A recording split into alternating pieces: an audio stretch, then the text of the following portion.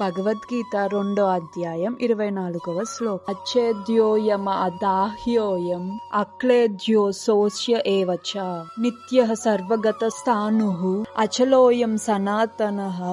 ఈ వ్యక్తిగత ఆత్మ విడతీయరానిది మరియు కరగనిది, మరియు దీనిని కాల్చడం గాని ఎండబెట్టడం గాని చెయ్యలేము. ఆయన శాశ్వతుడు, సర్వవ్యాపి, కదలనివాడు మరియు ఎల్లప్పుడూ ఒకేలా ఉంటాడు. తాత్పర్యం: అణు ఆత్మ అటామిక్ సోల్ యొక్క లక్షణాలు ఏం నిరూపిస్తాయి అంటే, వ్యక్తిగత ఆత్మ ఎప్పటికీ మారదు. అది పరమాత్మలో ఒక శాశ్వతమైన చిన్న భాగం, కణంగానే ఉంటుంది. ఈ సందర్భంలో అద్వైత సిద్ధాంతం ఆత్మ పరమాత్మ ఒక్కటే అనడం సరిపోలడం కష్టం. ఎందుకంటే ముక్తి వచ్చిన తర్వాత కూడా వ్యక్తిగత ఆత్మ తన ఉనికిని కోల్పోయి పరమాత్మతో ఒక్కటి అయిపోదు. భౌతిక బంధాల నుండి విమోచనం పొందిన తర్వాత కొన్ని ఆత్మలు భగవంతుని కాంతి కిరణాలలో ఒక చిన్న మెరుపుగా ఉండటానికి ఇష్టపడవచ్చు. కానీ తెలివైన ఆత్మలు భగవంతునితో కలిసి ఆధ్యాత్మిక గ్రహాలలోకి ప్రవేశిస్తాయి. దీనిలో సర్వగత, అంతటా వ్యాపించి ఉన్న అనే పదం చాలా ముఖ్యమైనది.